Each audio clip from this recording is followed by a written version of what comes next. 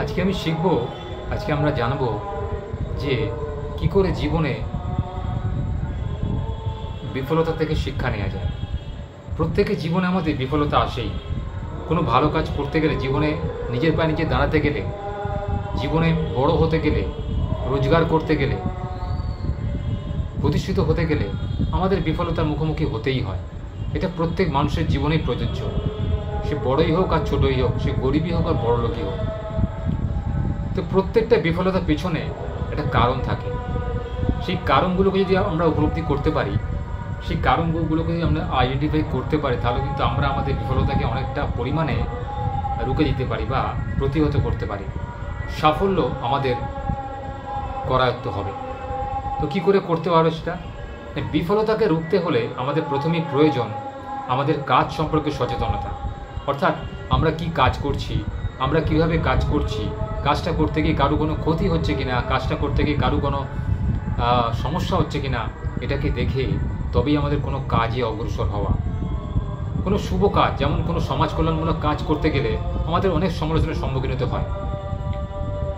সেক্ষেত্রে যদি আমরা পিছপা হয়ে যাই, অর্থাৎ যদি পিছু হটে যাই, যে লোকে আমাকে বদনাম করছে, আমার সমালোচনা করছে, আমার কুৎসা প্রচার করছে, এই দেখে যদি ভীতু হয়ে যায়, তাহলে কিন্তু আমরা আমাদের লক্ষ্যপথে বিচলিত হয়ে যাব। অর্থাৎ লক্ষ্যটাকে ছুঁতে পারবো না, আমাদের সাফল্য কিন্তু করায়ত্ত হবে না। আমরা যদি একটু ইতিহাস ঘাঁটি, তাহলে দেখতে পাবো যে আমাদের ভারতবর্ষে বহু মনীষী জন্মগ্রহণ করেছিলেন, যারা জীবনে তাদের লক্ষ্যটাকে পূরণ করার জন্য আপ্রাণ চেষ্টা করেছিলেন। শেষে তারা কিন্তু বিজয়ের জয়মল্ল ছিনিয়ে আনতে পেরেছিলেন। কিন্তু এই চলার পথে তাদের কিন্তু অনেক সমস্যার সম্মুখীন হয়েছে। যেমন উদাহরণস্বরূপ বলা যেতে পারে স্বামী বিবেকানন্দ এবং ঈশ্বরচন্দ্র বিদ্যাসাগরের কথা বলাই যায়। তিনি বিধবা বিবাহ প্রচলন করার জন্য তাকে প্রচুর সমালোচিত হতে হয়েছে তৎকালীন ব্রাহ্ম সমাজের কাছ থেকে। কিন্তু তিনি তার অদম্য উৎসাহ, অনুপ্রেরণা এবং আত্মবিশ্বাসকে ছাড়েননি এবং তিনি তার কাজ করে গেছেন নিভৃতে। তাই তিনি শেষমেশ কিন্তু বিধবা বিবাহ প্রচলন করতে পেরেছিলেন এবং নারী শিক্ষার প্রসারে এগিয়ে আসতে পেরেছিলেন। তখনকার দিনে নারী কিন্তু সমাজে অবহেলিত ছিল। তিনি সেই অবহেলা নারীকে সম্মান দিয়েছিলেন শিক্ষার আলো ঝুঁকিয়ে।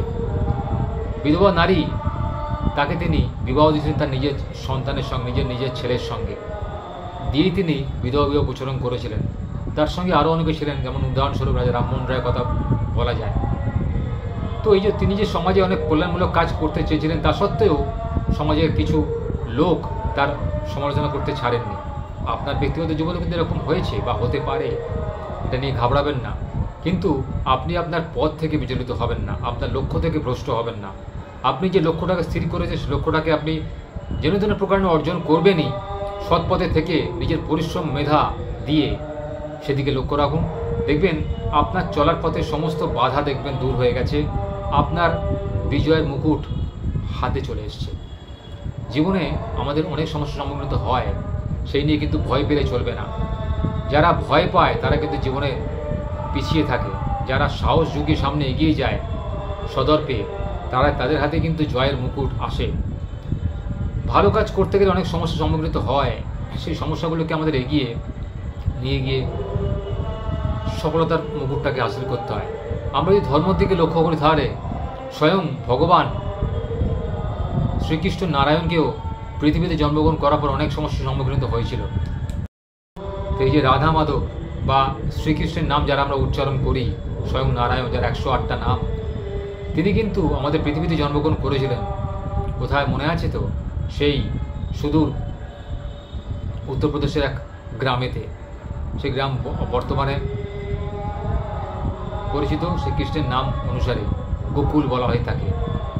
তো তিনি জন্মগ্রহণ করার পর কিন্তু অনেক সমস্যার সম্মুখীন হয়েছিল। তাকে তারকারাক্ষসী বধ করতে চেয়েছিল, তাকে কালীয় দমন তিনি করেছিলেন, অর্থাৎ একটি সাপ, বিষধর সাপ, যে তাকে মারতে চেয়েছিল, কিন্তু পরিশেষে সেই কিন্তু কৃষ্ণের বশ্যতা স্বীকার করেছিলেন। কৃষ্ণ স্বয়ং ভগবান বলে পেরেছিলেন, কিন্তু মানুষ তো আর ভগবান নয়।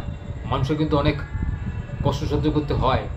জীবনে চলার পথে যদি বাধা আসে, যদি সমস্ত কাজ কুসুমাস্তীর্ণ না হয়, মানুষ মনে মনে অনেক কষ্ট পায়। সেই কষ্ট থেকে লাঘব করার জন্য নিরন্তর ভগবানের আরাধনা করতে হয়, ভগবানকে ডাকতে হয় এবং সৎ চিন্তা ভাবনা করতে হয়। যে কাজটা আপনি হাতে নিয়েছেন সেই কাজটা যেন আপনার নির্বিঘ্নে কেটে যায়, এর জন্য যেন চলাপথে সমস্ত বাধাকে কিন্তু আপনি নিজের চেষ্টাতে পরে হস্তক্ষেপ ছাড়া সৎভাবে ওতরাতে পারেন। সে পরিশ্রম দিয়েই হোক, বুদ্ধি দিয়েই হোক, অর্থ দিয়েই হোক, ভগবান যেন আপনাকে সাহায্য করেন। আপনার যেন চিন্তাভাবনা সার্থক হয়, আপনার যেন লক্ষ্য পূরণ হয়, এটা বলেই ভগবানকে চিন্তা করতে হয়। আর দেখবেন আপনার জীবনের প্রতিটা বাধা কীভাবে দূর হয়ে গেছে এবং বিফল হলেও আপনি পিছপা হবেন না, বারবার চেষ্টা করুন, দেখবেন সাফল্যের মুকুট আপনার করায়ত্ত হবেই হবে।